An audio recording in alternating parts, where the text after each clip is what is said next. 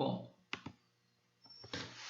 pessoal, meu nome é Mirella Noro, eu sou professora da Universidade Federal do Pampa, do curso de Medicina Veterinária, e nesse vídeo eu quero apresentar o uso da ruminocentese para o diagnóstico da acidose ruminal subaguda, conhecida pela sigla do inglês como a acidose ruminal subaguda, né, a SARA, é um transtorno digestivo que está associado a um desequilíbrio ácido básico, caracterizada por um pH ruminal ácido com valores menores ou iguais a 5,5.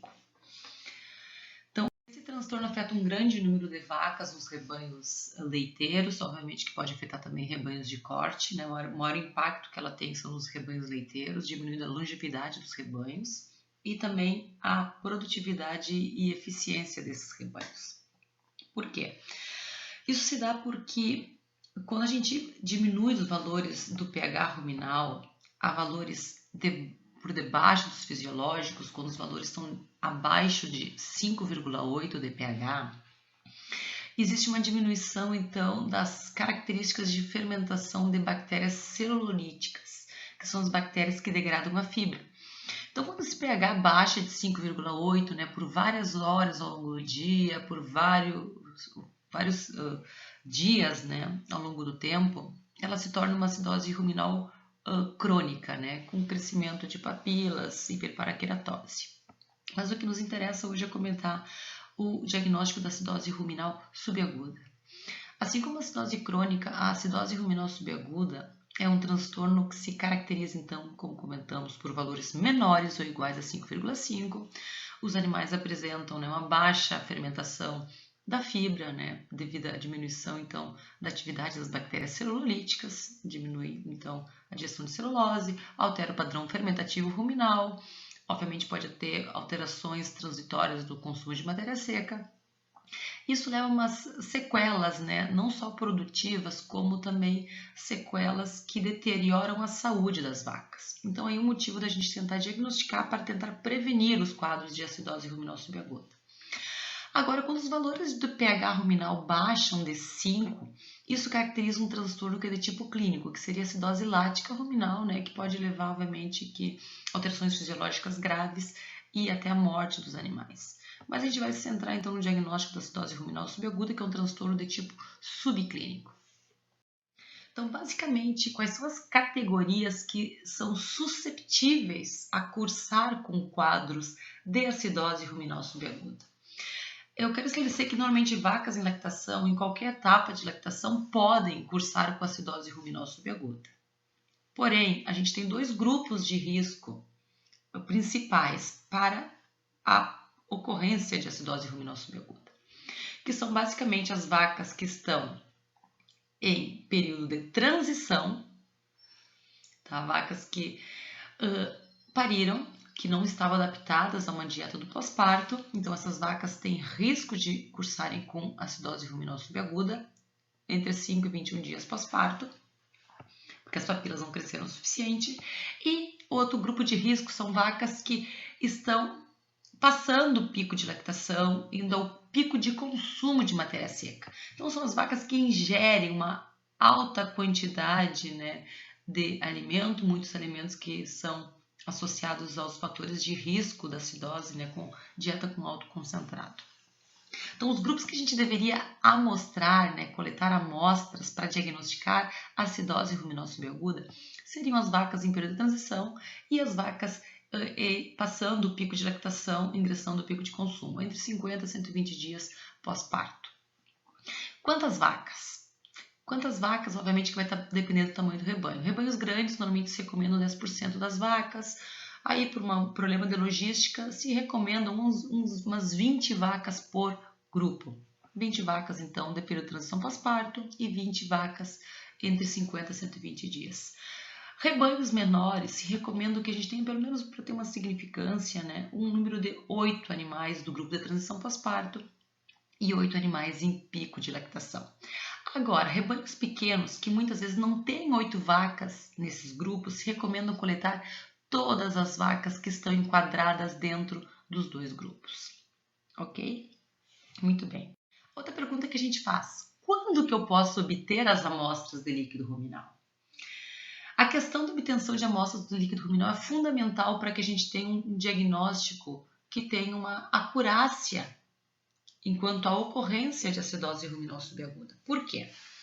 Porque o pH ruminal ele não é fixo ao longo do dia. O pH ruminal ele apresenta flutuações dependendo do comportamento ingestivo das vacas. Então, fisiologicamente, em vacas, né, em pastoreio ou vacas que estão estabuladas ingerindo TMR, os animais, pelo seu comportamento ingestivo, eles tendem a ruminar durante a noite e apresentam picos de ingestão de alimento ao longo do dia, no transcurso do dia. Então, é normal que durante a madrugada, pelas vacas ruminarem mais tempo, que os pHs estejam tendendo a neutralidade. Então, os valores estão mais neutros durante o período noturno e durante o período matutino.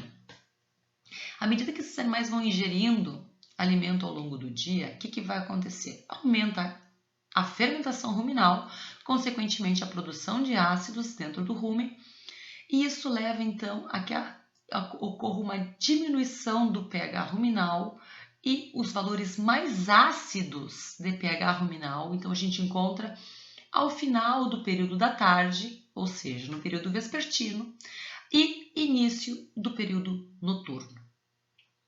Tá? Então, os valores mais ácidos normalmente se dão entre as 16 horas até as 20, 21 horas, que seria o momento ideal de coletar amostras de líquido ruminal para que a gente diagnostique SARA. Porque um valor baixo às 16 horas significa que esses valores vão seguir baixando pelo menos por 3 ou 4 horas, sendo suficiente para gerar um quadro de acidose ruminal subaguda. Então, o momento sempre seria, idealmente, depois da ordenha da tarde, a gente coletar líquido ruminal. Esse comportamento também se repete em animais que estão ingerindo ração totalmente misturada, como a TMR, e que se observa que os valores acidificam mais depois de 3 a 4 horas de uma ingestão de uma ração com TMR, sendo esses valores mais ácidos durante o período da tarde. Ok? Muito bem. Então, como é que a gente obtém amostras para o diagnóstico de acidose ruminal subaguda? A obtenção da amostra eu recomendo que seja feita mediante ruminocentese, ok? Que a gente vai comentar em seguida.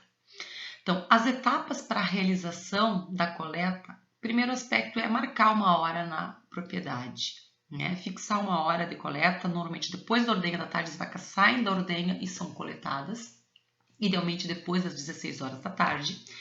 Previamente de fazer a coleta, a gente tem que, quando a gente fala, né, com o proprietário, com o veterinário ou com o tratador dos animais, a gente solicita então uma lista das vacas que sejam dos grupos de risco, selecionando então mínimo de 8 vacas do grupo de transição pós-parto entre 5 a 21 dias e mínimo de 8 vacas entre 50 a 120 dias de lactação. Aí sim, saindo da ordenha, a gente vai fazer a amostragem dos animais. Em que consiste essa amostragem? Primeiro a gente tem que preparar o animal para fazer a amostragem.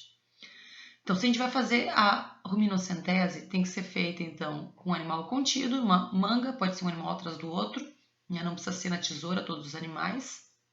A gente obtém a amostra depois de realizar uma tricotomia, então a depilação, né, desses animais mediante um corte do pelo. Se realiza uma antisepsia com uma solução de álcool iodada ou com clorexidine, e aí sim se realiza a obtenção da amostra mediante ruminocentese, que é feita a ruminocentese com uma agulha, né, de 10 centímetros, 12 de calibre e uma aspiração com uma seringa, uma aspiração suave. Depois sim se faz a determinação do pH, que pode ser com pH muito portátil, e depois a interpretação dos dados. O local da punção que eu utilizo é a ruminocentese dorso-medial. Esse local da ruminocentese a gente visualiza, né, formando um triângulo no flanco do animal, atrás da última costela, apófise transversa, tuberosidade coxal, se forma um triângulo, então aqui com a a costela flutuante, e no vértice desse triângulo, né, é o local da punção. É uma punção que ela é bem mais baixa daquela punção dorsal, onde obtém um extrato de gás. E ela é mais alta do que a punção que realizam os americanos para fazer ruminocentese, que é na prega da virilha. A da prega da virilha, a gente tem muito problema de instalações, os animais, eles pateiam mais, a gente tem mais risco de ter um trauma por um coice, não teria que, teoricamente, sedar esses animais, existem riscos de abscessos, de hematoma. Enquanto que a ruminocentese dorsomedial, nessa posição, ela tem muito pouco risco para o animal. Apesar de ser um pouco invasiva, ela tem muito menos risco do que uma ruminocentese ventral realizada na prega da virilha. Então, sempre recomendo essa técnica, que ela é bastante confiável. Então, aqui estaria uma punção, né, na região dorso ventral. Se vocês visualizam aqui no vértice do triângulo, a região, na ruminocentese ventral, se utiliza essa região aqui na prega da virilha. Tem risco de formação de hematomas e abscessos aqui. Nessa porção aqui, é um risco que é muito menor, e especialmente quando a gente toma o cuidado de, antes de estirar a agulha, a gente vai retirando a agulha e fazendo uma aspiração para retirar todo o conteúdo de dentro dessa agulha. Então, depois que a gente obteve a amostra numa seringa, a gente tem que determinar o valor do pH. Como é que a gente pode determinar o valor do pH? Eu normalmente utilizo um pH-ômetro portátil, né, como esse aqui, que o pH-ômetro tem um eletrodo fino, se acopla muito bem numa seringa de 10 ml. Tem alguns que tem um eletrodo um pouquinho mais fino que esse e mais curto. A gente deve utilizar uma seringa de 5 ml. E quando os eletrodos são mais espessos, né, a gente tem que utilizar muitas vezes um copinho para poder detectar o valor do pH, porque o eletrodo tem que estar todo submerso. A região do eletrodo tem que estar submersa no líquido ruminal. Então, com esse tipo de eletrodo, com um volume de 2, 3 ml de líquido ruminal, eu tenho o suficiente para determinar o valor do pH ruminal. Então, se faz rapidamente, com um grande número de vacas, a gente consegue obter o líquido ruminal e ter, então, o valor de vários animais e ter um resultado ao pé da vaca. Porque a gente então utiliza esses valores do pH dos grupos coletados para fazer a interpretação da propriedade em termos de risco ou não de acidose ruminal subaguda.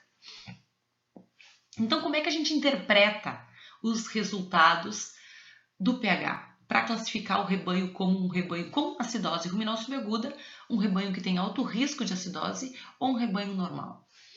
Então, a gente calcula a porcentagem das vacas que apresentaram valores de pH menores ou iguais a 5,5, a porcentagem de vacas que apresentaram valores menores ou iguais a 5,8. Quando mais que 25% das vacas apresentarem valores menores ou iguais a 5,5, a gente indica que esse rebanho está cursando com acidose ruminal subaguda, ou seja, está afetado por SARA. Rebanhos que têm mais que 33% das vacas com valores menores ou iguais a 5,8 são rebanhos que estão cursando com valores marginais de pH ruminal.